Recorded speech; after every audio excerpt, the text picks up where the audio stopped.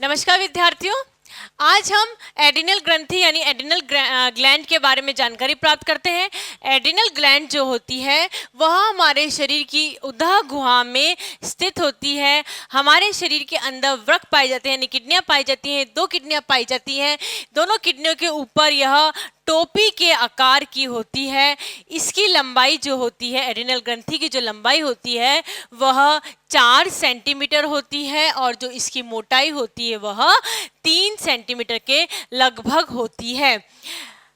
जब हम एडिनल ग्रंथि की बात करते हैं तो एडिनल ग्रंथि को मुख्यतः 2 भागों में बांटा गया है। एक होता है एडिनल कॉर्टेक्स और एक होता है एडिनल मेडुला। जो एडिनल ग्रंथि का जो बाहर का हिस्सा होता है उस हिस्से को हम एडिनल कॉर्टेक्स के नाम से जाना जाता है। शरीर में मेडुला ग्रंथि के बाहर के हिस्से को एडिनल कॉर्टेक्स कहते हैं। वहीं एडिनल कॉर्टेक्स के अंदर का जो हिस्सा होता है उस एडिनल कॉर्टेक्स के अंदर के हिस्से को एडिनल मेडुला का नाम दिया गया है। यानी इसको जो मुख्य रूप से जो एडिनल ग्रंथि होती है इसको 2 भागों में विभक्त किया गया है, एडिनल कॉर्टेक्स और एडिनल मेडुला। एडिनल कॉर्टेक्स जो है वह बाहर का हिस्सा है और एडिनल मेडुला है जो वह अंदर का हिस्सा पाया जाता है। अब हम जब बात करेंगे एडिनल कॉर्टेक्स की, एडिनल जो कॉर्टेक्स होता है उसको पुनः 3 भागों में, लेयर्स होती हैं उसको 3 भागों में डिवाइड किया गया है। सबसे पहली बात है जो सबसे बाहर का हिस्सा होता है उसे जोनो ग्लोमेरुलसा नाम दिया गया है। जोनो ग्लोमेरुलसा जो नाम है वह जो कोशिकाएं होती हैं उसकी स्तंभी कोशिकाएं की होती है, यानी कि यह स्तंभी कोशिकाओं के द्वारा निर्मित होता है। यह जो स्तंभी कोशिकाएं होती हैं यह समानांतर लगी हुई होती है। साथ में इससे जो यानी जो एडिनल कॉर्टेक्स का जो बाहर वाला हिस्सा है जिसको नाम दिया गया है जोना ग्लोमेरुलसा नाम दिया गया है, इस जोना ग्लोमेरुलसा को के से जो हार्मोन्स का जो सीक्रेशन होता है वह हार्मोन जो है मिनरलोस्टेरॉइड एडिनोसिन नाम दिया गया है। ठीक है, तो इसका जो हार्मोन स्रावण होता है वो ये वाला होता है। यह एडिनल कॉर्टेक्स का सबसे बाहर का हिस्सा होता है। अब हम बात करते हैं इसके दूसरे हिस्से की। जो दूसरा हिस्सा है वह सबसे इम्पॉर्टेंट होता है। इसका जो दूसरा हिस्से का नाम दिया गया है वह जोना फेसिकुलोटा नाम दिया गया है। जोना फेसिकुलोटा जो है इसके अंदर ग्लूटोको कैटिकोस्टेरॉइड्स जो होता है उसका स्त्रवण होता है। इसका जो मुख्य कार्य यानी जोना फेसिकुलोटा से जो हार्मोन्स का जो सीकरण होता है, जो हार्मोन ग्लूकोकैटिकोस्टेरॉइड है, इसका जो मुख्य कार्य होता है यह कार्बोहाइड्रेट का चयापचय होता है, यानी मेटाबॉलिज्म ऑफ कार्बोहाइड्रेट होता है।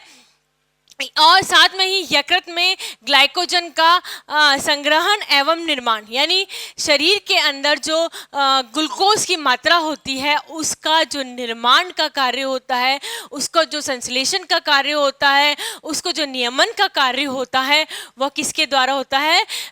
हार्मोन के द्वारा होता है, जो हार्मोन का नाम है ग्लूकोकैटिकोस्टेरॉइड जिसका नाम है। साथ में जो हमारे शरीर में बेसिक मेटाबॉलिक रेट होती है, बेसल मेटाबॉलिक दर जो होती है उसको उत्तेजना करने का कार्य, उसकी गति को बढ़ाने का कार्य कौन करता है? यही करता है। प्रोटीन एवं वसा का जो चयापचय यानी कि मेटाबॉलिक का कार्य होता है वह भी इसके द्वारा होता है। यानी कि प्रोटीन के मेटाबॉलिक का कार्य, फैट के मेटाबॉलिक का कार्य और जो कार्बोहाइड्रेट के मेटाबॉलिज्म का जो कार्य होता है वह इसी के द्वारा किया जाता है। नेक्स्ट है एडिनल कॉर्टेक्स का जो तीसरा पार्ट होता है वह होता है जोना रेटिकुलेटा। ठीक है, जोना रेटिकुलेटा की जो कोशिकाएं पाई जाती हैं, ये जो कोशिकाएं होती हैं इसका कोई आकार नहीं होता, अनियमित आकार की पाई जाती हैं। और ये जो हमारे शरीर के अंदर जो सेक्स स्टेरॉइड्स का स्रवण करती है, यानी कि सेक्स से रिलेटेड जितनी भी क्रियाएं होती हैं उसको जो कंट्रोल करने का कार्य होता है वह जोना रेटिकुलेटा का होता है। सेक्स की उत्तेजना पैदा करने का कार्य, उसका स्रवण करने का कार्य, जितना भी कार्य होता है वह किसके द्वारा होता है? जोना रेटिकुलेटा के द्वारा होता है। अब हम देखते हैं यदि कॉर्टेक्स के एड्रिनल ग्रंथि का जो कॉर्टेक्स भाग है इससे यदि किसी तरह का स्रवण कम होता है तो शरीर में क्या क्या प्रभाव पड़ता है। सर्वप्रथम इसके द्वारा जो अल्प स्रवण होता है इससे जो डिजीज आती है इस डिजीज को एडिसन्स डिजीज का नाम दिया गया है। यानी कि यदि कम स्राव हुआ, यानी कि हार्मोन्स का यदि सीक्रेशंस कम हो रहा है, तो जो डिजीज पैदा हो रही है जो शरीर के अंदर है, उस डिजीज को कहते हैं एडिसन्स डिजीज। इसके प्रमुख लक्षण होते हैं मांसपेशियों में कमजोरी आना। मांसपेशियों में कमजोरी आने का तात्पर्य होता है कि व्यक्ति को ज़्यादा थकान होती है। साथ में इसमें एक बहुत यह दिक्कत आती है कि जो रक्त दाब होता है, शरीर के अंदर जो ब्लड का फ्लो होता है पर्टिकुलर प्रेशर के द्वारा होना चाहिए, यह प्रेशर जो होता है वह कम हो जाता है।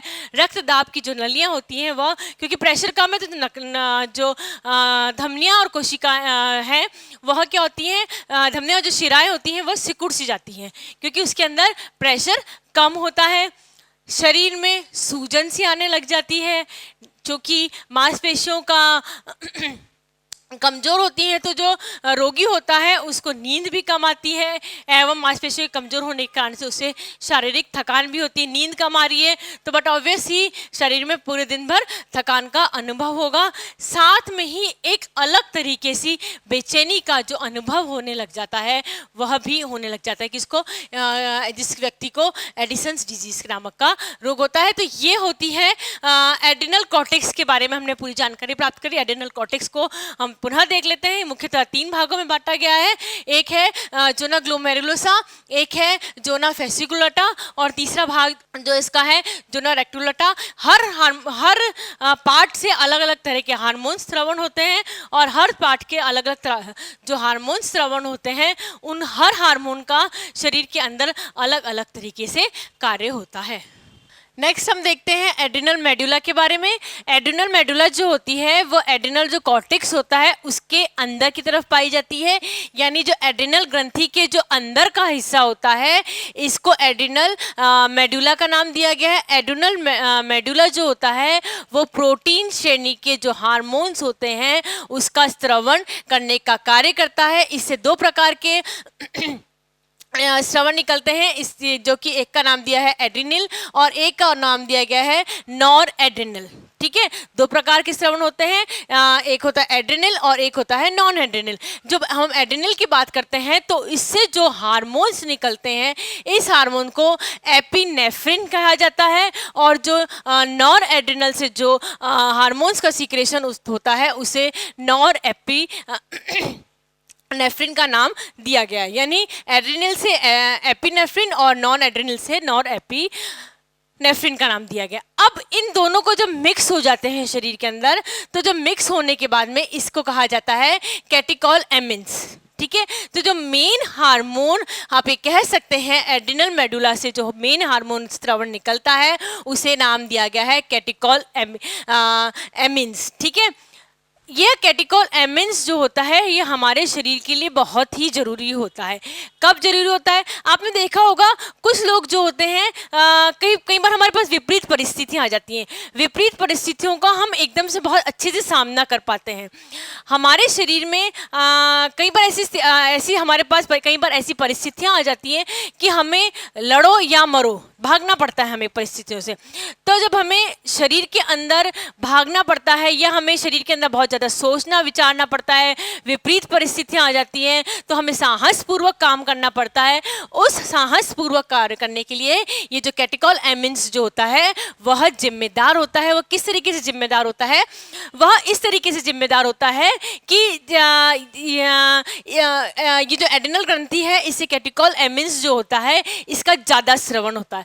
अब ज़्यादा स्रवण होता है तो जो हमारी जो किडनी है इसके अंदर ग्लूकोज की मात्रा जो होती है वो ज़्यादा स्रवण होने लग जाती है। कई बार होता है ना कि ये सपोज करिए, हम एग्जांपल देते हैं आपको कि कोई चोर आपके पीछे लगे हुए हैं सामान चुराने के लिए, आपको एकदम से जाने कहाँ से ताकत आ जाती है। भले ही वैसे तो आपको चलने में प्रॉब्लम हो रही होती है परंतु परिस्थितियाँ विपरीत हो चुकी होती हैं तो जाने कहाँ से आपको लगता है शरीर में इतनी ताकत आ जाती है कि आप उस चीज़ को आसानी से सामना कर सकते हैं या बहुत तेज़ी से आप दौड़ लगा सकते हैं।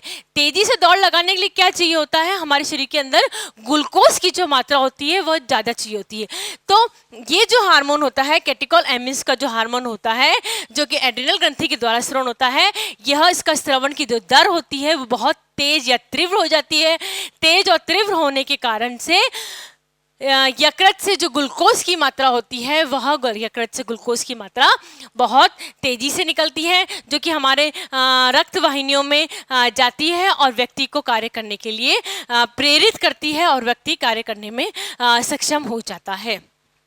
तो ये थी सब बातें एड्रिनल ग्रंथि के बारे में। यदि आप किसी भी तरह के संबंध में प्रश्न पूछना चाहते हैं तो आप कमेंट बॉक्स में जाएं और अवश्य हम आपको वापस से रिप्लाई करेंगे। Thank you so much.